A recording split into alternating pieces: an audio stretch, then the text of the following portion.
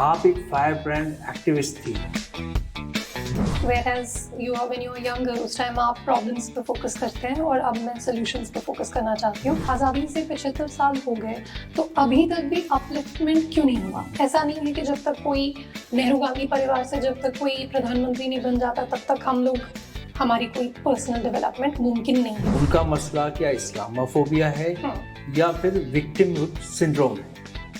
चाहे वो ISIS, al Qaeda, Simi, Indian Mujahideen, लश्कर तैयबा, हिजबुल मुजाहिदीन, जितने भी टेररिस्ट ऑर्गेनाइजेशंस का आप मतलब नाम गिना सकते हैं, उनमें आप देखते हैं कि they use Islam as a basis. We will have to voluntarily adopt some reforms, जिसमें फॉर एग्जांपल पहली बात तो हम लोग इस्लामोफोबिया का शिकार हैं, लेकिन उसकी रेमेडी क्या है?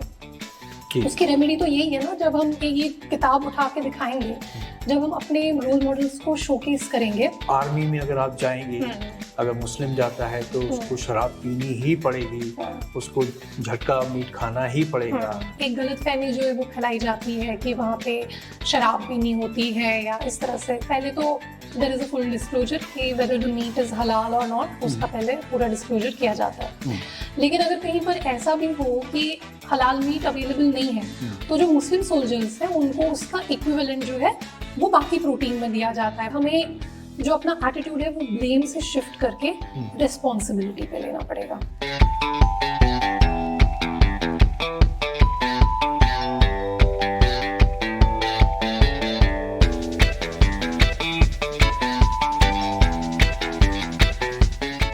आदाब, नमस्कार, आवाज़ द वॉइस में आपका स्वागत है। और आज हम शुरू करने जा रहे हैं एक नया शो जिसका नाम है बातों बातों में। इस शो में हम बातों बातों में ही अपने मेहमानों से बात निकलवाने की कोशिश करेंगे। और आज हम फीचर करने वाले हैं शहला रशीद को, जो कि एक थॉट लीडर हैं, आज की तारीख में एक बड़ी थॉट लीडर मानी जा रही हैं। और इनकी ये किताब आई है रोल मॉडल्स, जिसकी काफ़ी चर्चा है। और हम यहाँ बीकानेर हाउस में इंतज़ार कर रहे हैं अपने मेहमान का, और वो किसी भी वक्त एक्सपेक्टेड हैं। We are waiting for Shaila to arrive. Oh, there she is. Welcome Shaila. Hi. A very warm welcome Thank to you so Awaz the much. Voice. Thank you. It's a pleasure that you've joined our show, and Thank you for having me. this is going to be our first show, and you will be the first one. Congratulations. Thank you very much. तो शैला, बाहर ठंड है, चलिए अंदर बैठ के बात करते हैं। Let's have coffee, Yes, of यानी course. कॉफी भी चर्चा करते हैं। आइए, Sure. Please come.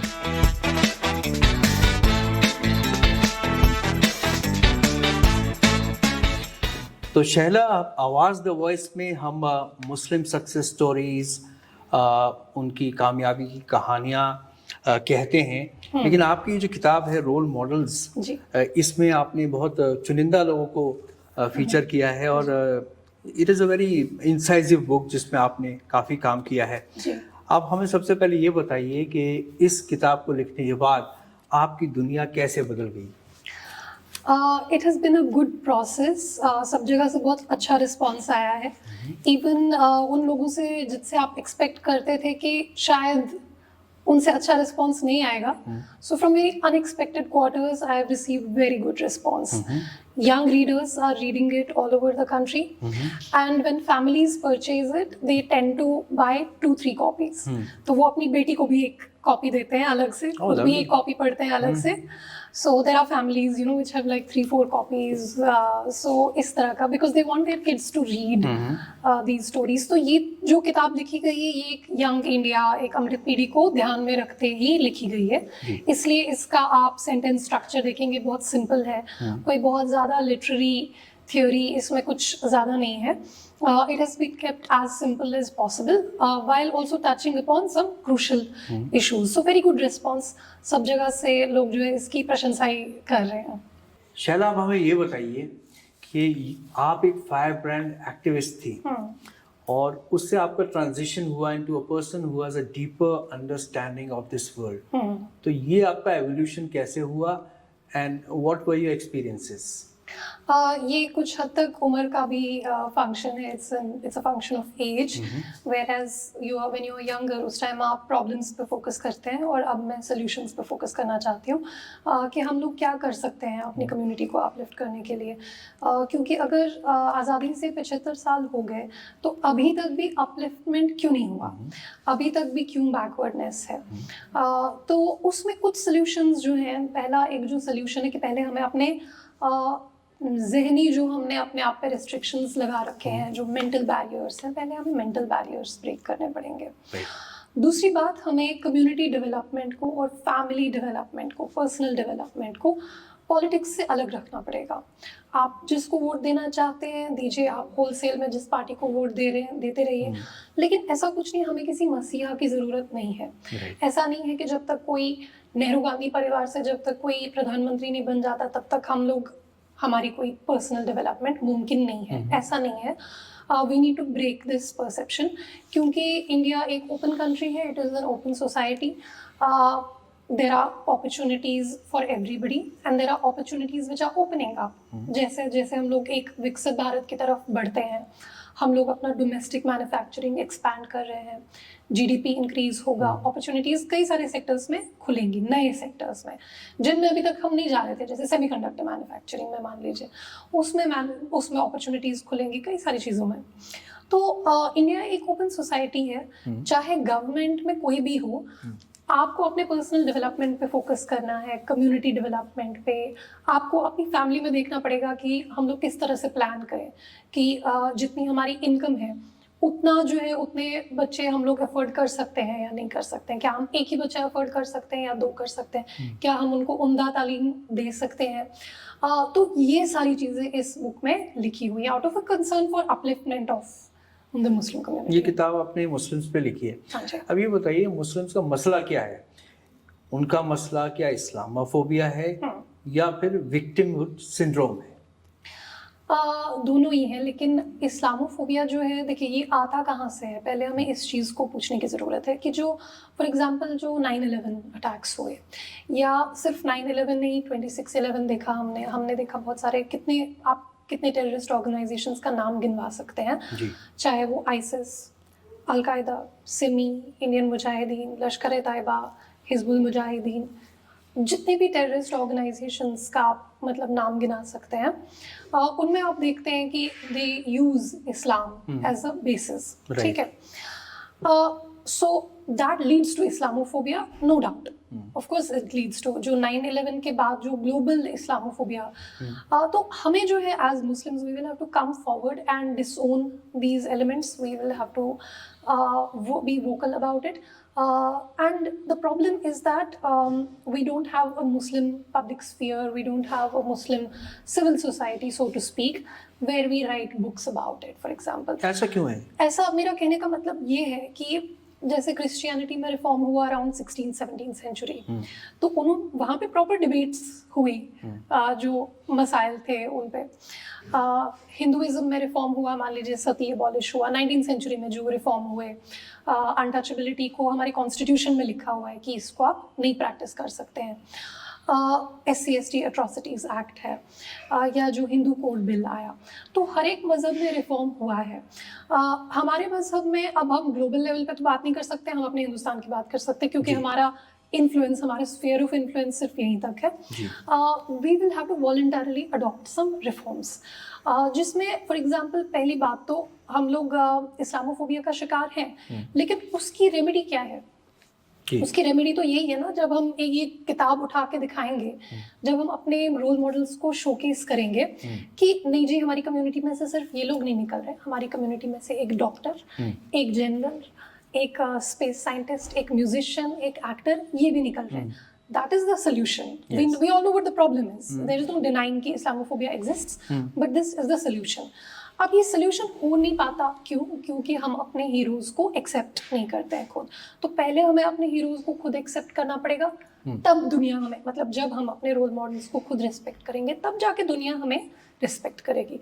अब इसमें मैं आपको एक एग्जांपल देना चाहती हूँ. जिस दिन डॉक्टर APJ अब्दुल कलाम का जिस दिन देहांत हुआ, उसी दिन याकूब मेमन का भी देहांत हुआ. तो जिस दिन आप देखते हैं कि मतलब वो तो क्योंकि प्रेसिडेंट थे डॉक्टर कलाम, तो उनको full state honour, full state funeral वगैरह सब कुछ मिला। लेकिन उनके लिए कोई हमारी कम्युनिटी में से बाहर नहीं आया। इनफैक्ट उनको हम अपनी कम्युनिटी में मानते भी नहीं हैं। उनके बारे में कहा जाता है कि ये तो जी बुत परस्त थे, ये तो जी कौन से मुसलमान है, ये तो फेक मुस्लिम है, या जो भी That's very unfortunate. That's very unfortunate, ये कहा जाता है। वेराज आप देखते हैं कि Yakub Memon same day, you know, there were two striking visuals, अगर आप उस दिन के न्यूज़पेपर्स आर्काइव्स में से निकाल के देखें। याकूब मेमन के फ्यूनरल पे मुझे लगता है कुछ 10 से 40 हज़ार मुसलमान जो है वहाँ पे इकट्ठा हुए थे। फिर हम जब कहते हैं कि हमारी कम्युनिटी को आप ऐसे क्यों देखते हो, इस्लामोफोबिया क्यों है, तो उसमें हम अपना रोल भी इन्वेस्टिगेट करें, क्योंकि हम अपने रोल मॉडल्स को रोल मॉडल मानते नहीं हैं। तो जब तक हम उनकी खुद रिस्पेक्ट नहीं करेंगे, तब तक हम कैसे डिमांड कर सकते हैं कि दूसरी कम्युनिटी या बाकी जो दुनिया है वो हमें रिस्पेक्ट करे। राइट।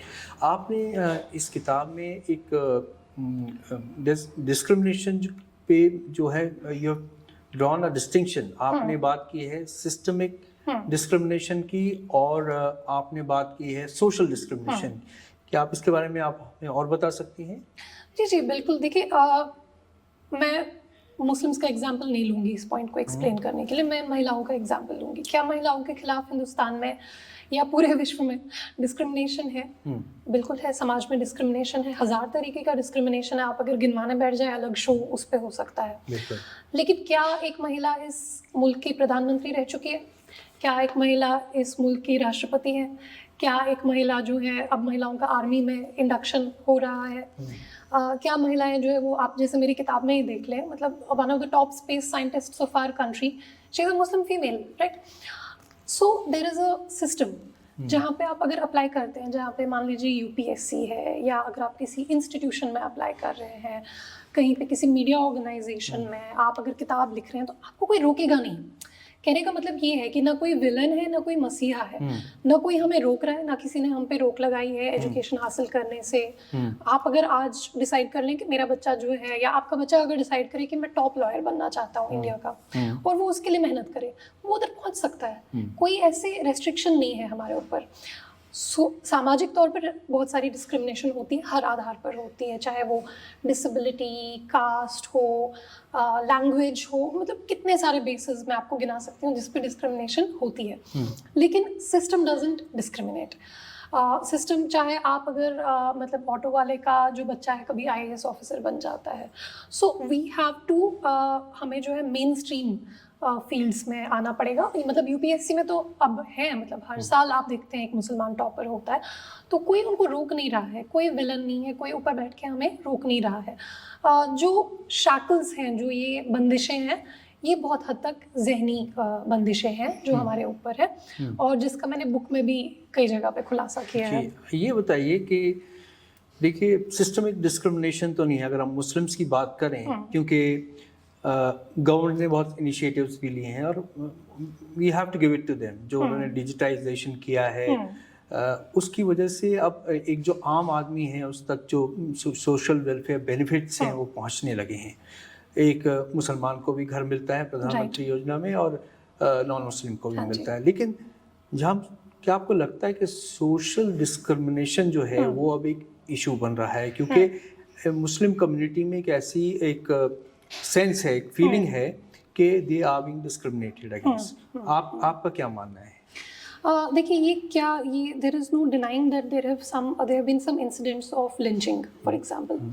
उसकी वजह से, ये जो इंसिडेंट्स की वजह से जो ये सेंस है, ये एम्पलीफाई होता है। इसमें अब चाहे स्टेटिस्टिकली आप देखें तो हो सकता है सिर्फ लिंचिंग्स के इंसिडेंट्स मान लीजिए अगर 30 हुए हों, लेकिन उससे जो इफेक्ट है वो 30 लाख मुसलमानों पे होगा।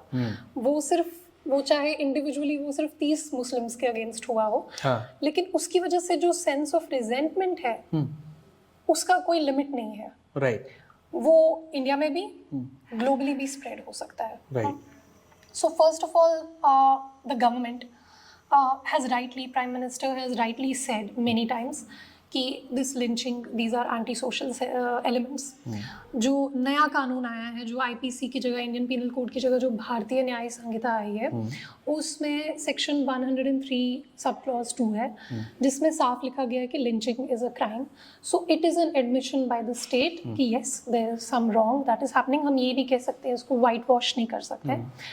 लेकिन हम अगर उन 30 इंसिडेंट्स पे या 250 इंसिडेंट या जितने भी इंसिडेंट वो हुए हैं, जो भी उसका काउंट है, that is one side of the story, but there is also another side of the story where in our normal everyday conversations, in our normal everyday interactions, हमारे हिंदू भाई बहन हैं जिनके साथ हम लोग इंटरेक्ट करते हैं और कोई प्रॉब्लम नहीं होता। लेकिन क्या उससे एक सेंस ऑफ फियर बनता है? जी, एक सेंस ऑफ फियर ज़रूर बनता है।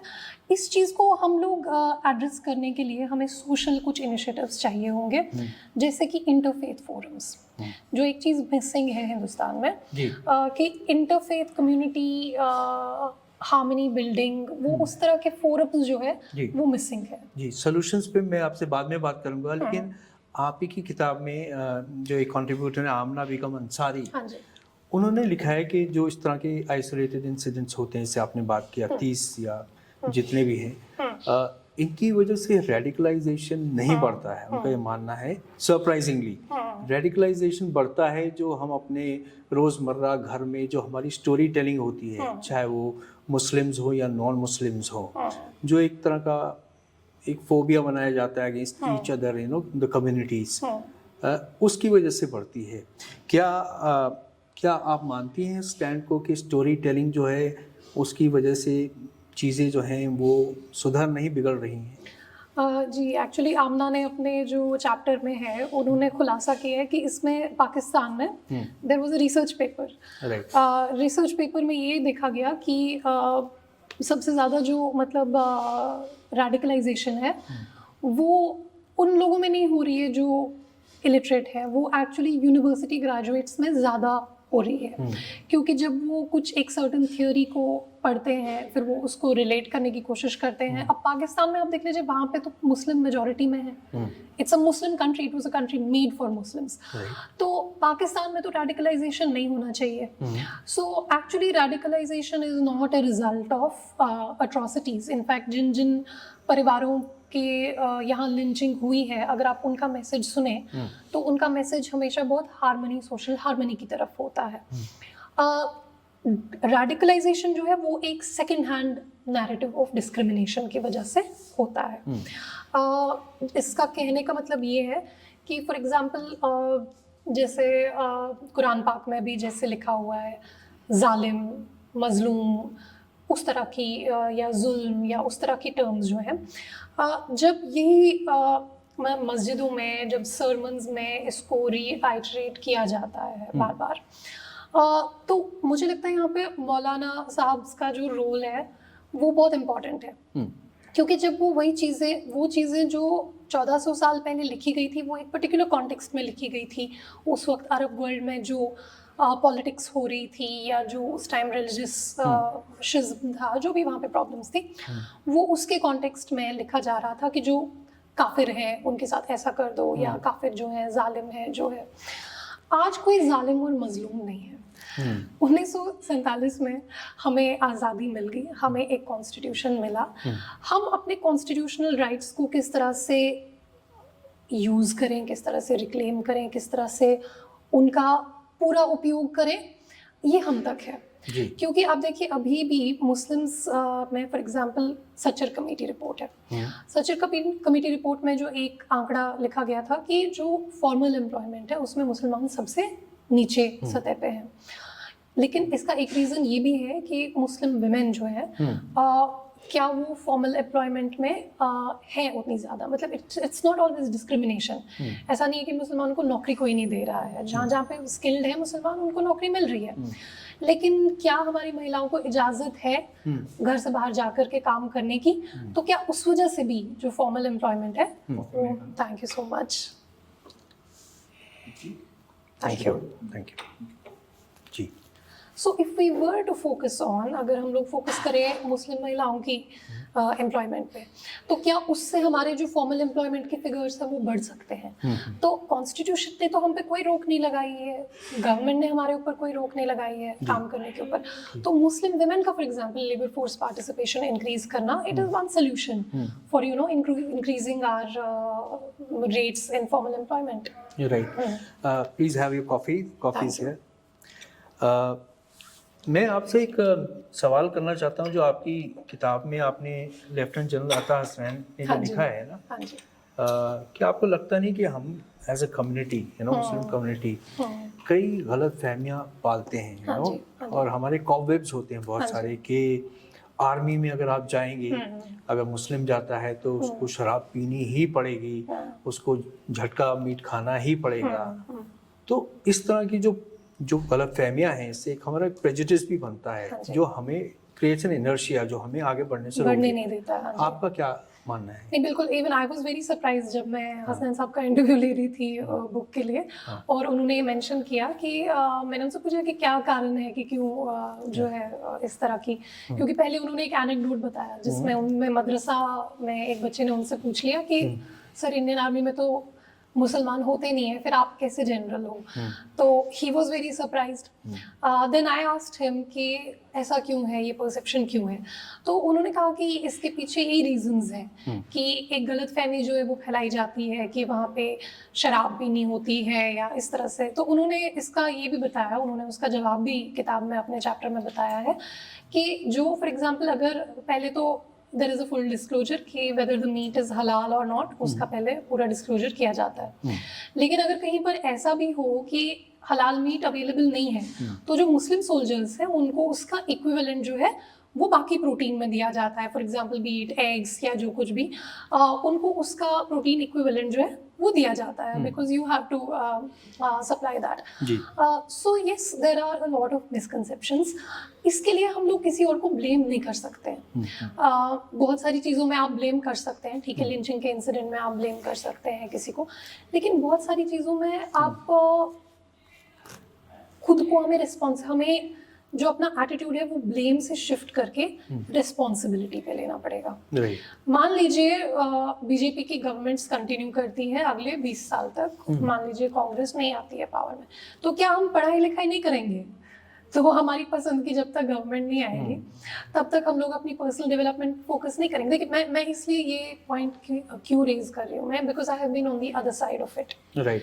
आई हैव सीन जो ये मेंटल शैकल्स हैं इनकी वजह से, I know that activists and specially Muslim activists are depressed, क्योंकि उनको लग रहा है कि the world around them is crashing. क्योंकि जब वो ट्विटर पे जाते हैं, ट्विटर पे आपने अगर एक लिंचिंग वाला वीडियो देख लिया, आपको सिर्फ लिंचिंग वाले वीडियोस दिखते रहेंगे दिन भर, आपको कुछ और नहीं दिखेगा। आपको ये नहीं दिखेगा कि मोहम्मद शामी जो है उनको जो है I think he received the highest sporting award या second highest sporting award, Arjun award मिला उनको। ये आपको नहीं दिखेगा क्योंकि जो वो एल्गोरिथम है वो आपको वही सारी चीज़ें दिखाता रहेगा। आपको ये नहीं दिखेगा कि एक मुसलमान जो है, मुसलमान लड़का मुनव्वर फारूकी, उसने बिग बॉस जीत लिया, और उसकी इंपॉर्टेंस इसलिए क्योंकि वो वोटिंग से, वो पॉपुलर वोट से लोग जो है उसमें वोट करते हैं और क्या होता है एसएमएस भेजते हैं।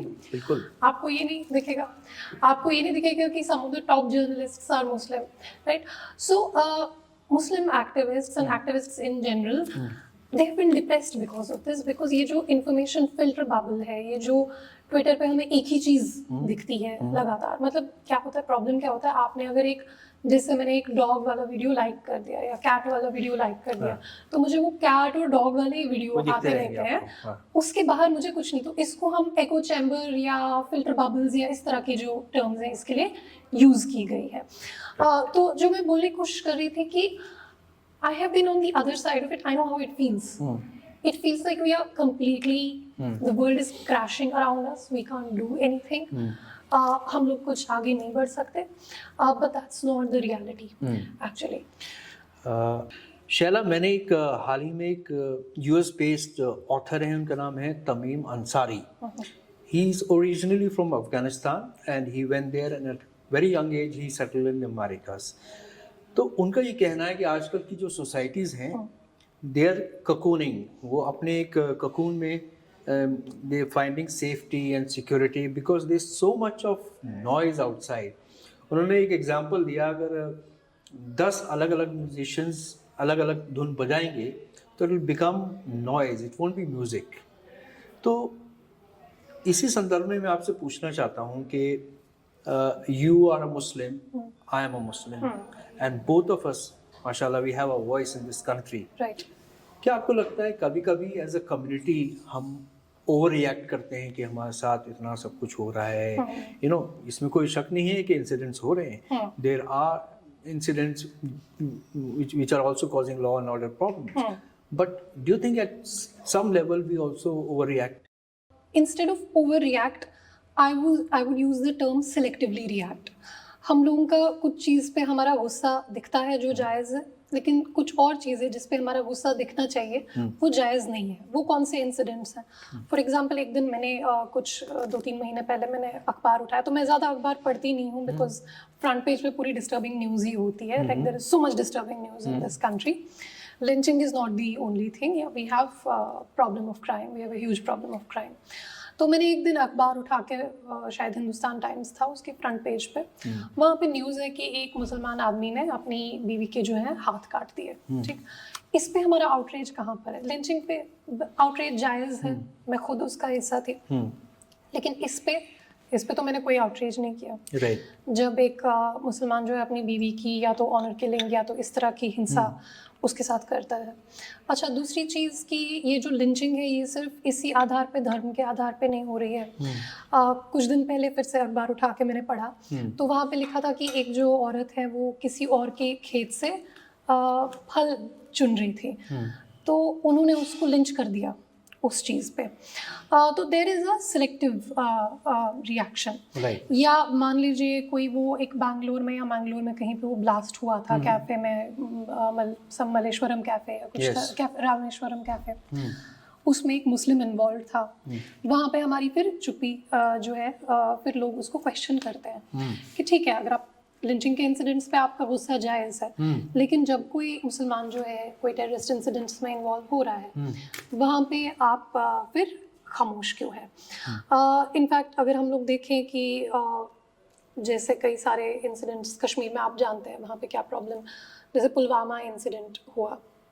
पुलवामा में जब टेरर अटैक हुआ तो as a matter of fact like we saw many accounts, but now one doesn't know वो कश्मीरी थे क्या थे, पाकिस्तान से हैंडल हो रहे थे, we don't no.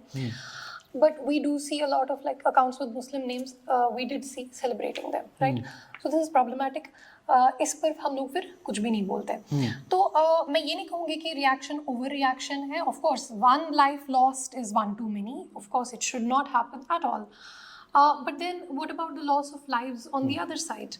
For example, Salman Rushdie की किसी ने आँख फोड़ दी जाकर के स्टेज पे, तो उस पे हमारा आउटरीच कहाँ पर है? उस पे तो हमने कोई रिएक्ट नहीं किया. But I tell you, Shaila, I see an improvement on that front. अगर आप देखेंगे हाल ही में Muslims have started voicing, condemning, for instance, Bangladesh, what is happening,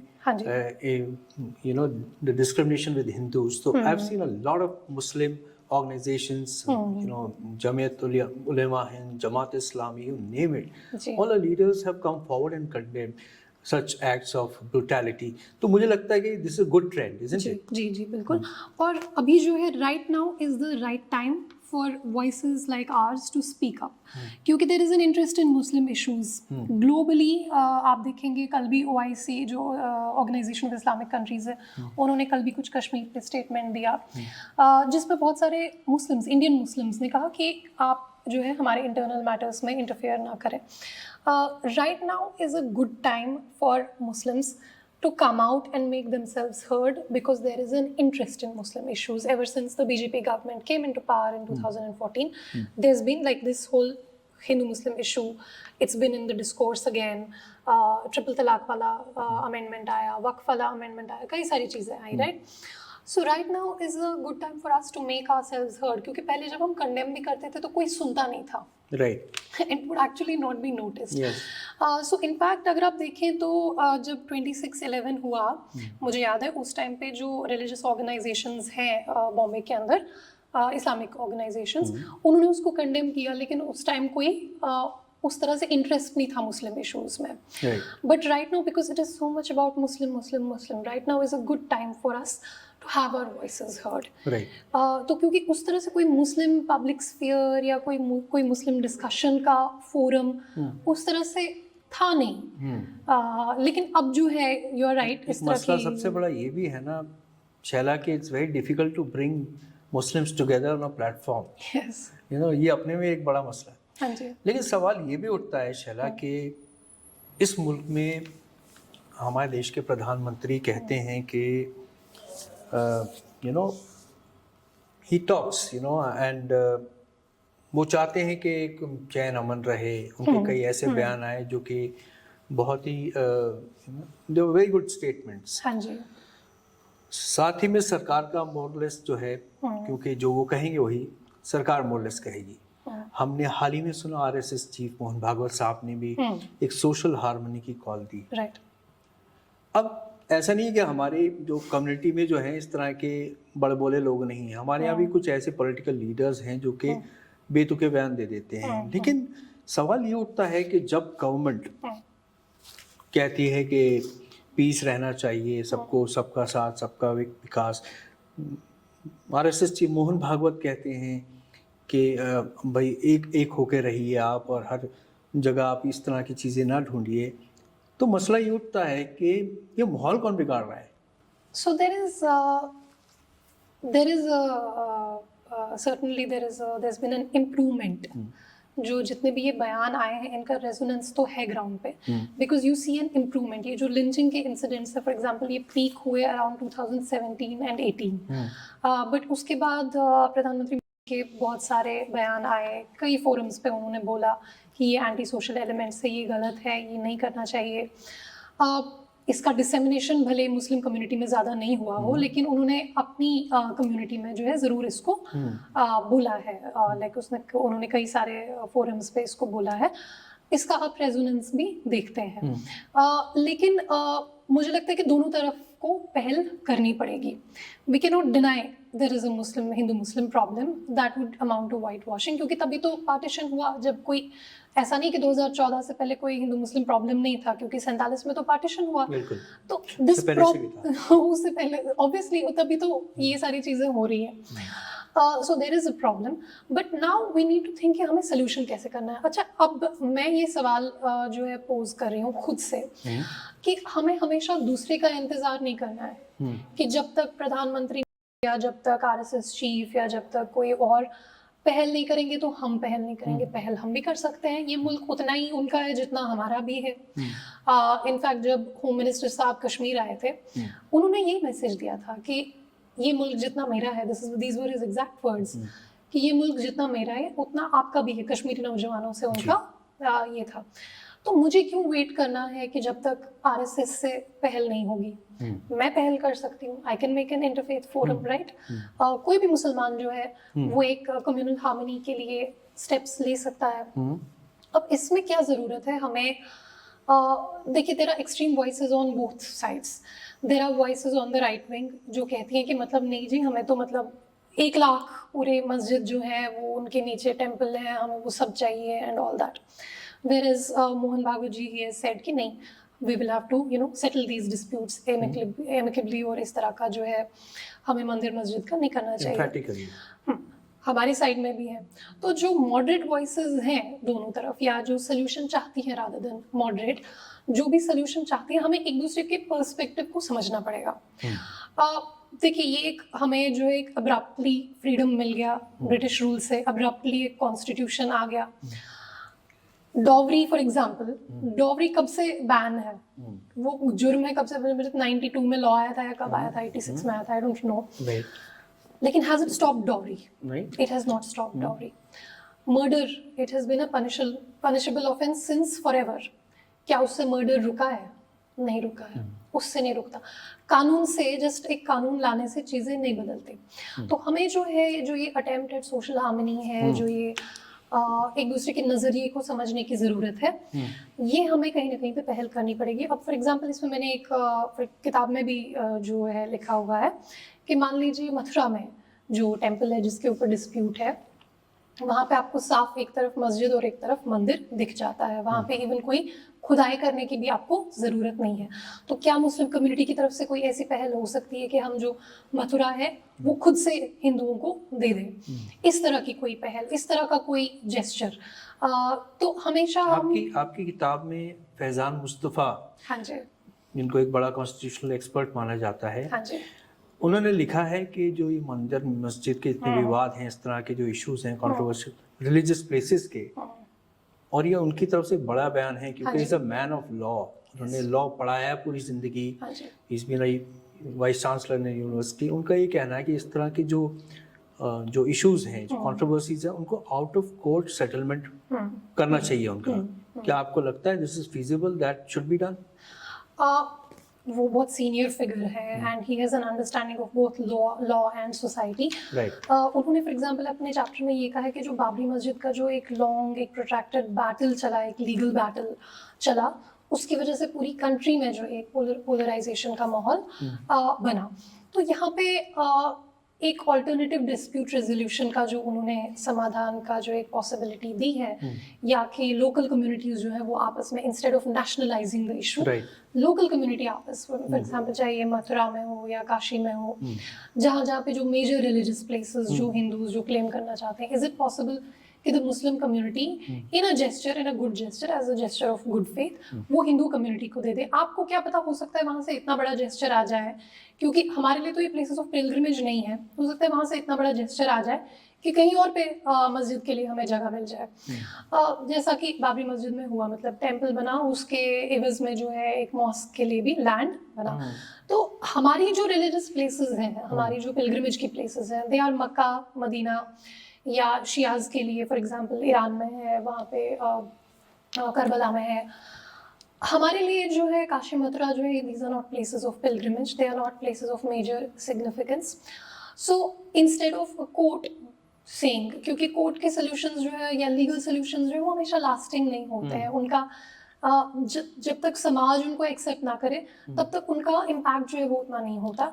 So this is certainly a possibility, like yes, but इसके साथ ही एक insecurity भी जुड़ी है कि आज ये, फिर कल ये, फिर परसों ये, तो एक जो मुस्लिम्स में इनसिक्योरिटी है इसको लेकर, और सवाल ये भी उठता है कि जो इस तरह का परसेप्शन बना दिया गया पूरी दुनिया में कि Muslims are second class citizens in India, इस माहौल में आप जैसे और मेरे जैसे लोगों को ये विक्टिमहुड सिंड्रोम जो है, इसको बैटल करना बड़ा मुश्किल हो जाता है। क्या आप मानती हैं इस बात को? मुश्किल तो है, लेकिन करना ज़रूरी है, क्योंकि ये रियलिटी नहीं है। इनफैक्ट अगर आप अपने इर्द गिर्द नज़र घुमाएं तो मुझे लगता है कि मुसलमान जो है वो इंडिया में जितने सेफ हैं उतने कहीं पर भी नहीं हैं। आप आज बांग्लादेश में देखें, वहाँ पे आज क्या सिर्फ हिंदुओं पे अटैक हो रहा है? नहीं, वहाँ पे सूफी मुस्लिम्स जो हैं उन पे अटैक हो रहा है, जो प्रीवियस रिजीम के सपोर्टर्स हैं उन पे अटैक हो रहा है। आप म्यांमार का तो आप जानते ही हैं हाल, पाकिस्तान में आप देखिए हर आए दिन एक शिया मस्जिद के बाहर जो है ब्लास्ट होगा। तो what I've tried to say in my books and in my interviews is that India is safe for all Muslims, all in capital letters, क्योंकि यहाँ पे कोई आपको ये नहीं बोलता कि अगर आप शिया हैं तो आप इस तरह से नमाज नहीं पढ़ सकते, आप उस तरह से नमाज नहीं पढ़ सकते। अगर आप सुन्नी हैं, आप चाहे किसी भी डिनोमिनेशन के हो, there are so many sects, there are so many Hanafi, Wahabi, ये सब वो सब, आपको कोई नहीं रोक रहा। अपनी जो अहले हदीस मस्जिद है वो अलग मस्जिद होती है, बाकी सेक्ट्स की अपनी अलग मस्जिद होती है, इमाम बाड़ा अलग होता है। So actually India is safe for all Muslims.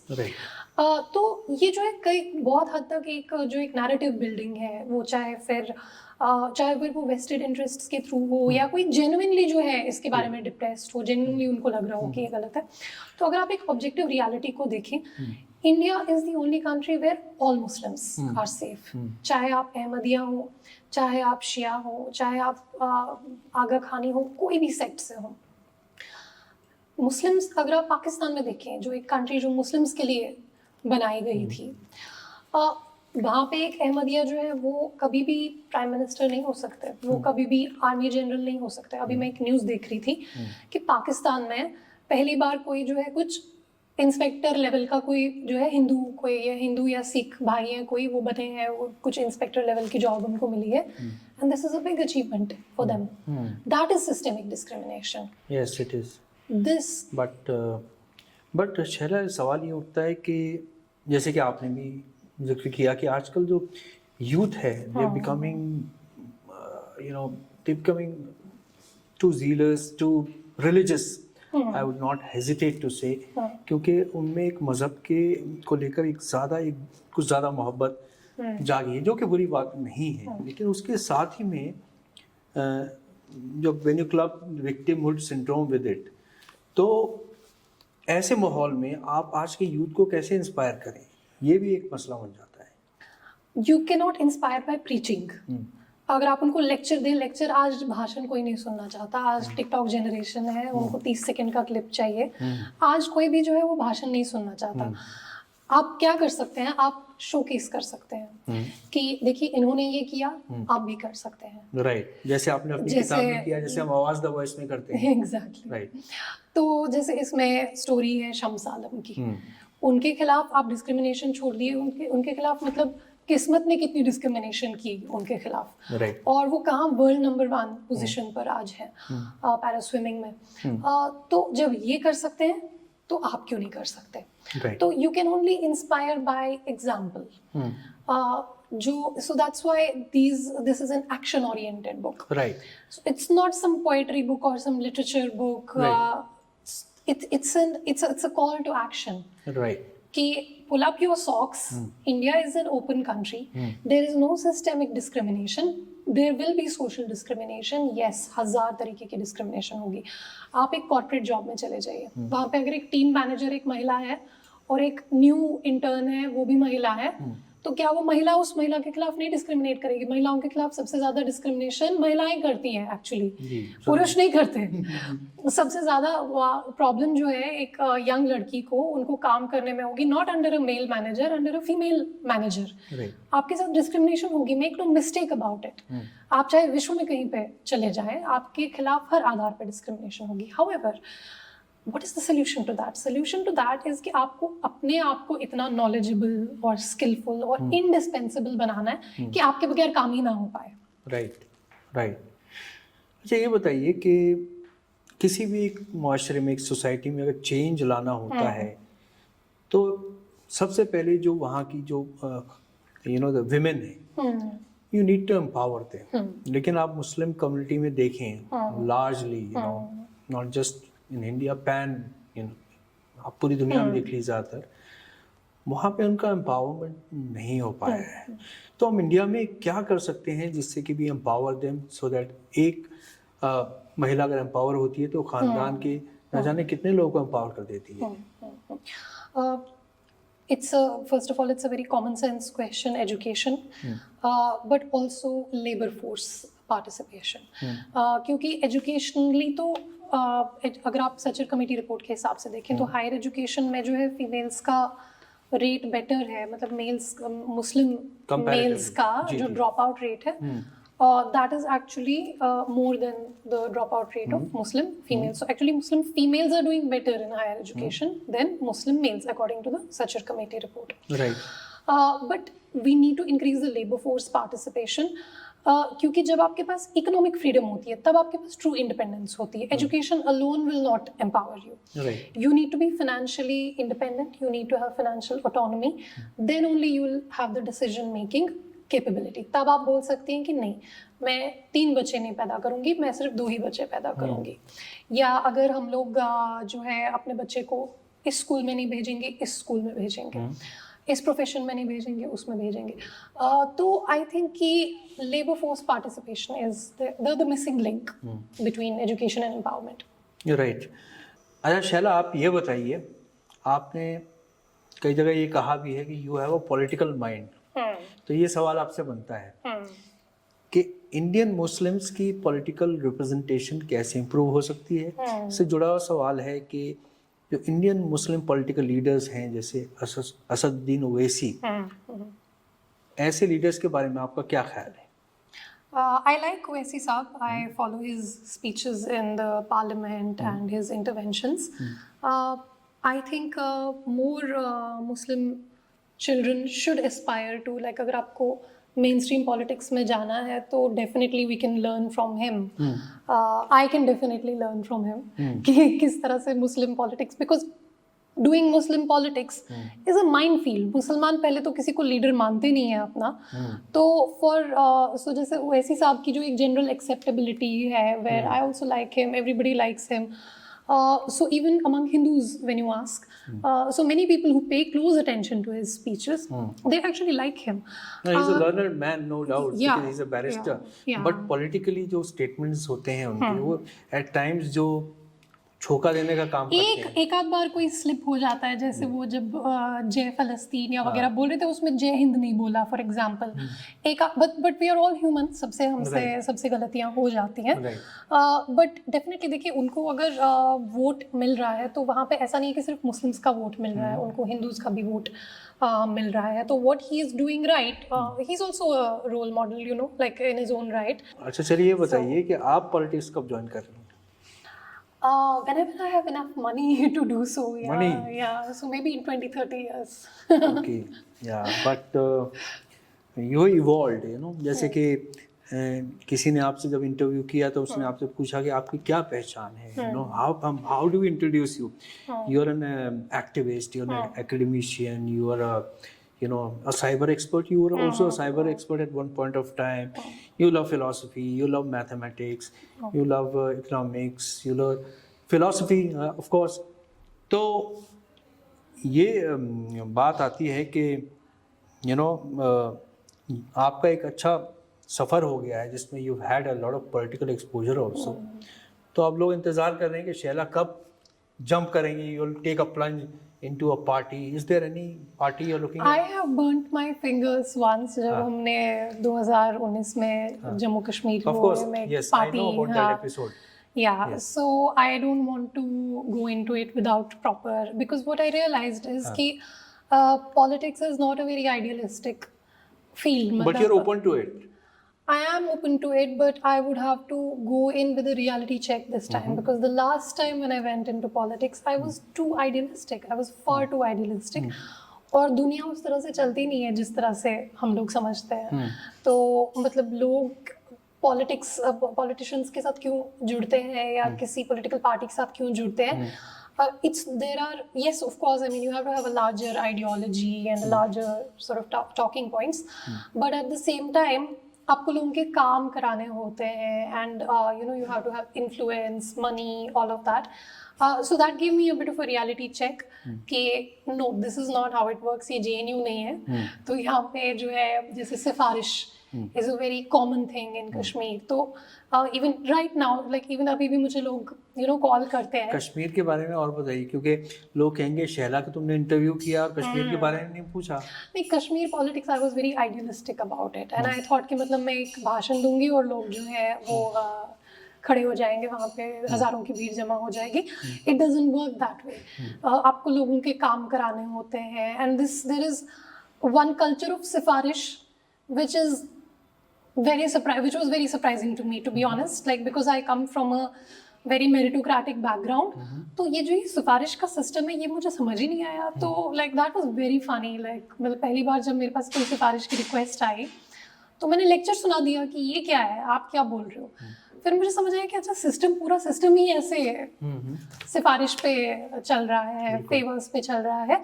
So I think I was a bit too idealistic. So this time I would take my time, even if it takes like 20-30 years. I also want to focus. I think I have a lot to contribute in a lot of fields. So my problem is that जो आपने कहा कि जिनको आप खूबियाँ गिना रहे थे, उसको मेरे लिए वो एक प्रॉब्लम है, because there is so much that I want to do. There are so many fields that I want to contribute to. मैं AI पे काम करना चाहती हूँ, मैं दूसरी और किताबें लिखना चाहती हूँ. I want to write self-help books, for example. So there's a lot of things that I want to do. But so this time I will take my time. Right. This book you've done great service to Muslim community, role models.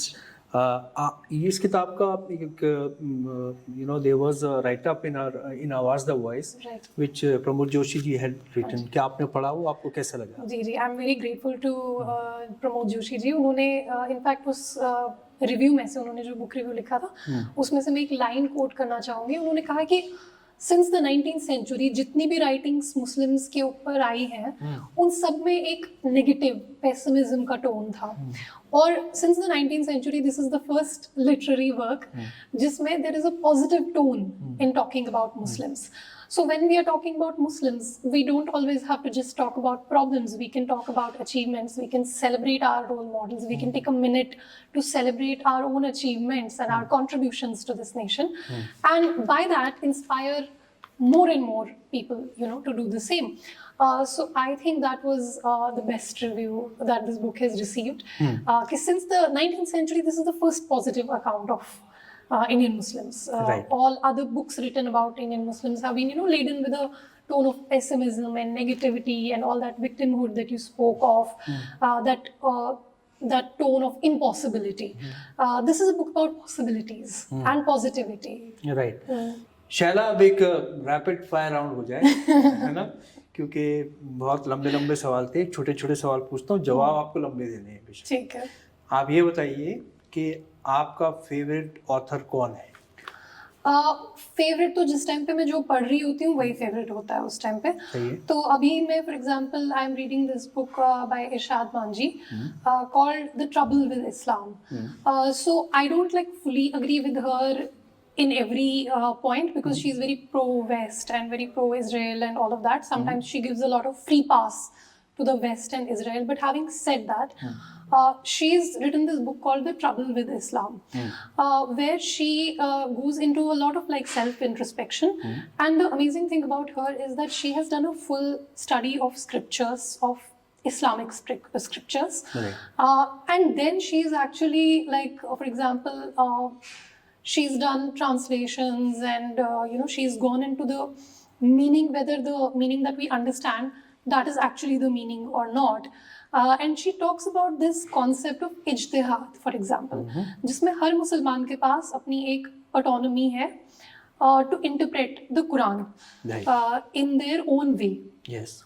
तो आप सो उनको मैं जो है पढ़ रही हूँ. So obviously it's not without qualification. There are many points where you can disagree with her. There are many points where her writing style could have been a little more, like acceptable and palatable to the Muslims. Right. क्योंकि कुछ चीजें जब आप कह देते हैं फिर Muslims को वो उसके बाद हजम नहीं होती है वो किताब. Right. So I don't think the Muslims, I think it's banned in a lot of places, the book. But yeah, she does raise a lot of genuine questions. अगर आप उसमें से वो जो pro-West and pro-Israel advocacy निकाल दें, तो she does raise a lot of questions कि why we Muslims, we don't question our, I'm also reading Hasan Surur. Hasan Surur has written, I think 3-4 books three books if I'm not mistaken, about Indian Muslims. And so those are worth reading. So those are the books I'm reading right now. Great. Who's your favorite philosopher? So right now I'm reading the book called, it's a new book called The Edge of Sentience by Professor Jonathan Birch, who is he's a professor of, he's a philosopher of science. So क्योंकि मेरा जो मेरा field है, it's like philosophy of technology. So I'm reading about that. So उसमें but he's talking about sentience, जो ये word है, ये artificial intelligence की वजह से currency में दोबारा से आया कि can AI be sentient? तो मतलब AI की अपनी समझ हो सकती है क्या? So but he has gone into a lot of detail talking Marvel about Minsky, हाँ जी. So तो उन्होंने जो है sentience को, इस word को बहुत डिटेल में actually explore किया है अपनी बुक में, जिसमें वो फॉर एग्जाम्पल वो कहते हैं कि जो एक फीटस है क्या वो सेंटिएंट है, क्या वो जो कोई कोमा में कोई जो पेशेंट है क्या वो सेंटिएंट है, कौन कौन से एनिमल्स जो हैं उनको हम कंसिडर कर सकते हैं. So that is what I am reading right now. So हाँ, जिस टाइम पे जो पढ़ रहे होते हैं उस टाइम वही फेवरेट होता है. What is your favourite food? What do you like to eat? I like sushi. Sushi. हाँ जी. Great. And favorite in the field of entertainment, maybe actors? I like Deepika Padukone. She's great. I think she was great in Pathaan. She was like Wonder Woman in that. So yeah, so I like her. But also I like all actresses. So from Blake Lively to everybody, I like everybody. You have a vast canvas. Yeah. I like all female actors. तो Shaila, it was lovely having you here. Thank you so much. Thank you Thank for you for having me. coming, and this we featured you first on this show. You're the Thank you first so one who much. featured.